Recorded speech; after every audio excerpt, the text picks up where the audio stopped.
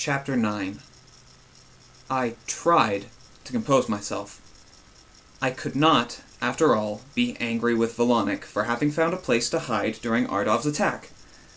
I would have preferred for him to have found another place, any place other than where I was, but it wasn't as though the situation was his fault. I was now saddled with him, which meant someone completely useless would be using up my limited supplies, but there was no helping that. "How did you even get in there?" I demanded, trying to make sense of this impossible situation. As soon as the difficulties began, I realized the escape pod was where I wished to be. This containment unit must have opened automatically as the power switched off, and I wedged myself within so that I would not float away while the gravity was not working. Given that he had no abilities he could have used to help us, and that he might have otherwise just been in the way, I had to admit it was a reasonable thing to do. When the power returned, he continued, the door to the unit closed. I called out to you, but you could not hear me. I saw through the video feed that your pistol was out, however, so I knew there was danger. That was why I decided to activate the emergency jettison option. A ball of rage, ice cold, began to build inside my gut. The sound of my breathing made me think of a rhino about to charge. I slowly turned to Volonic, unable to believe what I heard. "You jettisoned the escape pod?" I asked through gritted teeth. "Oh, yes." He looked incredibly pleased with himself. "I knew we would want to get away from danger as quickly as possible, and I thought it best to get far from the ship. Are you not very pleased with me?" And that, Your Honor, was when I shot him. Okay, I didn't shoot him. But given that I was holding a pistol, not shooting Volonic at that moment was among the most incredible acts of restraint ever shown in the history of galactic life. If Volonic had not launched the escape pod, I would still be on board that ship. Still with my friends, still able to stop Ardov and join the fight against Junip. Instead, we were now alone, in a brutal desert. We were on the outer fringes of nowhere, while the beings I cared about were at Ardov's mercy. I put my pistol down, so I wouldn't be tempted to do something I might later not regret. "You are a complete idiot!" I may have shouted this part. "We're stuck here because of you!" "I think you have not considered the matter very carefully," he said, sounding sad about my inability to keep up with his reasoning. "Ardov would not have attempted to take control of the ship unless he had a reasonable chance of success. Everyone else up there is in possession of many wonderful skills, but you and I are ordinary people. We are more brothers than ever, united in our uselessness. Had we remained, we would only have been in the way." We were no way equally helpless. At least that's what I wanted to believe. "We might have helped them," I snapped. "You can't convince me that abandoning our friends and running was the right thing to do." "Of course it is," he assured me. "You clearly haven't thought this through. As soon as they are done dealing with Ardov, they will come and rescue us, and we will be on our way. It is really quite simple." "It's not simple," I told him through clenched teeth, "because they tunneled out of the system. Ardov was able to send them somewhere, and assuming they can get control of the ship, and then escape from whoever is waiting for them at the other end of that tunnel, they're going to have more important things to worry about than rescuing us." He looked momentarily concerned, but then rediscovered his trademark chipper attitude. "Surely the pod is equipped with a distress beacon. We must launch it so someone else can come rescue us." "We're on the border of Phatic space," I snapped. "Who do you think is going to respond to a beacon?" "Oh," he said. For a moment, unable to come up with anything to say. He stepped out of the portal and cast a look at the desert scrub surrounding us, blinking in the brutal brightness. "You certainly picked a desolate place for us to land." "This is the garden spot of this stupid planet," I shouted at him. "Then how are we supposed to survive here, Zeke?" he demanded, hands on hips, as though he had not been paying attention to the rest of the conversation and somehow missed we were here because of him. What shall we do for food and water? Maybe you should have thought of that before you launched the pod, There is no need to raise your voice at me, he said, sounding infuriatingly calm. I am just trying to explain to you the difficulties we face. I'm aware of the difficulties we face, I grunted. I wanted to say more, but there was no point. I'd already learned that there were diminishing returns in talking to Volonic, especially about his own behavior. I had braced myself for being a story of survival, like The Martian, but now suddenly it was an unlikely buddy story. It was District 9, only I was the cool shrimp alien and Volonic was the clueless corporate stooge. There was nothing to do about it, though. The mission remained the same. I had to find out everything I could about this place, especially the former dig, and figure out a way to get off-world. It was just that I now had the additional challenge of not killing Volonic, which so far I'd been remarkably good at. I would have to find a way to keep that up. I stepped back inside the pod, and Volonic followed me, like a puppy, eager to see what game we would play next. When he saw me stuffing supplies into a backpack, he came over and peered at me. What are you doing? I'm getting ready to go exploring, I said, in a tone that could be best described as civil under the circumstances. Oh, that's an excellent idea, He agreed. Well done, Zeke. Pack me a bag as well, and I shall help you explore. I made the strategic decision of not looking at him. Do I look like your servant? Deities, no! He said with an easy laugh. My servants are rurals, and they have much better manners. Still, there is no one else to do it. There's you, I pointed out. I am unused to packing my own things, he said mournfully. I stood up and glowered at him. You'd better get used to it. It's just the two of us on this planet. For I don't know how long. Whether we live or die, stay here or escape, depends on us being smart and resourceful. You are going to have to step up and figure out how to contribute, or you're going to become a liability to me, and that's not going to be pretty. Do you hear me? Of course I hear you, he said with a sad shake of his head. How could I not with your voice so loud? You certainly like making speeches. Perhaps that energy could be put into packing my supplies? I am going to wait outside, I told him, where the chances of strangling you are lower. If you're not out and ready to go in 5 minutes, I'm leaving without you. And I'll see you when I get back, assuming I decide to return. Volonic stared at me, as if daring me to actually make him pack his own supplies. And when I turned away from him, he actually gasped. Outside the pod, the air was hot and dry. I took off the re-education school blazer and tossed it back inside the pod. The sun was above us, so at least this heat, bad but not unendurable, was most likely the worst we'd have to face. Still, there might be other problems down the road. On Earth, deserts get cold at night, and I had no way of knowing how low the temperature was going to drop. I also didn't know where we were in this part of the planet's season cycle. If this was the middle of winter, it meant that the summers we would later face could be brutal. I hated the idea that I would still be on this world months from now, but I knew it was a genuine possibility, and the sooner I resigned myself to it, the better.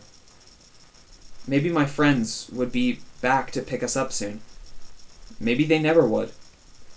I could shut out the implications of what complete abandonment would mean, but not the burdens that would fall on me. I had to stay alive, and I had to get away. And now, as much as I hated it, I was responsible for keeping Volonic alive. A better version of the story might be me keeping him alive until I needed to kill him for food, but somehow I didn't think I could bring myself to do that. Roast Volonic sounded even less appetizing than 100% carapace. At least, it did for the moment. A few months down the line, could be a different story.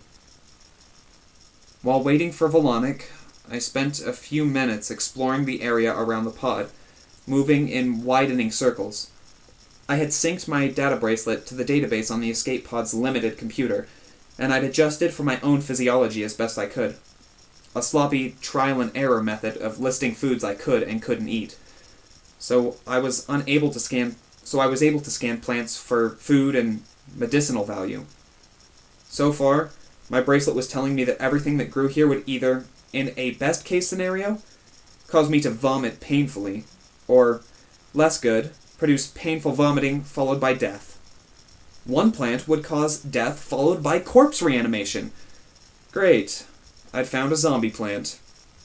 I made a mental note to make sure Volonic didn't eat it. It would be just my luck to have him follow me around after he was already dead. He took an inexplicably long time to pack his bag. A blind goldfish could have completed the task more quickly. He finally emerged 15 minutes later, his pack slung jauntily over his shoulder, beaming with satisfaction. "My bag," he announced with a great deal of pride, "is packed." Knowing I could be trapped with him for an unspecified amount of time, I decided to hold back any commentary about how long the packing had taken Volonic.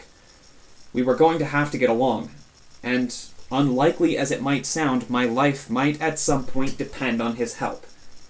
I didn't need him nursing any grudges. "Where shall we begin our exploration?" he inquired with great cheer. "Is there a temperate place with more vegetation we might visit?" "Did you hear me when I said this is the nice part of the planet?" I asked him. "Still, perhaps someplace indoors with an eatery," he mused. "It's an abandoned planet." "I have been to abandoned places that were once eateries." I steadied myself and gestured towards an area below, through a maze of jagged rocks. Somewhere around here is where Captain Quassel was digging for former artifacts. We're going to try and find that site. "Why did you not land the pod precisely where you wish to go?" "Because the rocks will give us cover. If there's anyone already at the dig site, we can sneak up without their seeing us." I gestured with a nod of my head. "This way." He considered the landscape ahead of us. "It's much too rocky." He pointed off in another direction. "We should go that way." "Is this a joke?" I demanded. "Are you trying to be funny? I'm not walking off into the middle of the desert because the ground is level. We're actually going to look for things we can use, not stretch our legs." "You have a habit of explaining your ideas at great length," Volonic noted. "On my world, that's often a sign of insecurity." "On mine," I said, speaking slowly to control my frustration, "it's a sign of being trapped in a discussion with someone who needs basic concepts explained to them. I'm heading that way. You can wander off into the desert for no good reason and get captured by Jawas if you want to. But otherwise, come with me and keep quiet." He looked like he was about to say something, but thought better of it, and he followed along as I moved towards the outcropping. It was, admittedly, a difficult path to follow. The jagged rocks along the ground made each step uncomfortable, and there were many points at which I had to stop and use my hands to help climb down steep drops. The sun, which seemed to grow more intense by the minute, glowed a fiery orange like a massive eye of Sauron. Heat blasted me from above and radiated the ground below us. As a rural, Volonic was a much better athlete than I was, and apparently he was more resistant to the heat. He handled these challenges with an ease I could only admire and envy. After about an hour, having made relatively little progress, I proposed we take a rest beneath a shady overhang. I pressed my back to the cool stone and slid down to a rock that served as a reasonable bench. After taking a few minutes to wipe the sweat off my face with my sleeve, I fished in my bag for a moisture packet and drank the concentrated hydration. "An excellent idea," Volonic said. "May I have one of those?" I stared at him, unable to believe what I was hearing. "You didn't bring any moisture packs?" "You did not say I should get thirsty." "It's a desert!" "I have very little experience with such places," he told me. "My father says desert inhabitants are uncouth." "You were with us in the Forbidden Zone," I reminded him. "That was a desert." "And you provided the moisture packs." I'd brought more than I would need, and There were plenty of packs left on the pod, but I still resented his failure to bring his own. Still, as much as I enjoyed the idea of his passing out from dehydration, the next image that popped into my head was me having to drag him back to the pod and nurse him back to health. Giving him a pack was the better option. I handed it to him, and he placed it in his bag. "I shall save this for later," he announced cheerfully. "Should I grow thirsty, I now have recourse. You see, Zeke, I am every bit as capable of planning ahead as you are." Soon, we were underway again, and after another 2 hours, we reached the bottom of the slope, which was protected by a series of natural pillars that jutted out from the ground like jagged claws of a monster. By this point, I was exhausted. Only the dry air kept my clothes from being soaked through with sweat. I felt myself dragging, but Volonic, infuriatingly, seemed no worse off than when we'd left the pod. Further downhill from where we stood lay a roped-off area, marking the entrance to the dig. A hole in the cliff face wound underground, much like the cave entrance we'd found in the Forbidden Zone on Confederation Central. This was clearly where we needed to go.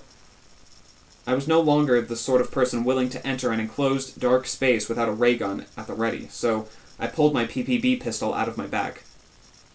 "Better grab yours," I told Volonic. "Was I supposed to bring one?" I turned to him. "We're talking about basic supplies for an expedition. Did you bring food?" "No. I was not hungry when we left, though all this exercise has worked up an appetite. Do you have any?" "No food, no drink, no guns? What exactly did you put in that bag?" "A change of clothes," he said, "in case these get soiled, which they have. Also, my stomach has been bothering me a bit, so I threw some toilet paper in as well." I held up my hand to stop. "I really don't want to hear any more. You can go first. Use your bracelet for illumination." "What if something jumps out at me?" he asked. "Duck, and I'll shoot it." He studied my face for signs that I was joking. Finding none, he resigned himself to my strategy, and we entered the cavern. As with the entrance to the hidden fortress, this cavern had a set of stairs, which were dangerously small and descendingly sharp.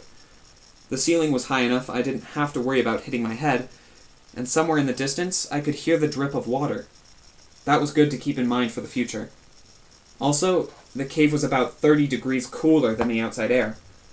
When I stepped into the shade and breathed in the scent of earth and damp rock, I felt re-energized. Volonic, though larger than I was, had less difficulty moving down the stairs, probably because Rorals can see better in the dark than humans. He also seemed not terribly concerned about what we might find in an ancient cave on an alien planet. Other than a comment about how pleasant the temperature was within, he had little to say. It had taken us a long time to descend to the bottom of the hidden fortress, but this location was clearly not so far from the surface. We reached the bottom of the stairs within half an hour, and the cavern we found was small by comparison, perhaps 30 feet high and a quarter mile across. It was still very spacious, but it was also mostly empty. I found no signs that Captain Quassel's team had been here, but that didn't surprise me. I'd hoped they might have left equipment and provisions behind, but I also knew it was likely they would have been careful to clean up after themselves. We began to search the area, or at least I did while Volonic trailed after me. There were the crumbling remains of what appeared to be very ancient stone structures, really just remnants of walls, sometimes close enough together to give the impression that they'd once been a room of some kind. These ruins were entirely empty. We found no robots, computers, communication devices, or anything else that could be of use. Whatever had been here, either the formers or of those who had come looking for them, had been cleared out. I bit the inside of my cheek, trying to keep my disappointment and sadness under control. I knew that finding an operational spaceport was too much to ask, but I'd been hoping for something. Some hope for getting off this planet or making contact with my friends. The only thing we'd discovered was shelter from the heat. there was nothing to do but head back up with Volonic. The two of us could look forward to sitting in the pod together, eating our rations, until there was nothing left but to scrounge for vaguely edible plants. After all I had been through, all I had endured, I was now completely and utterly out of options for either saving my friends or being saved by them. It was now time to face the very real possibility that everyone I cared about was in enemy hands and that I would spend the rest of my life on this planet.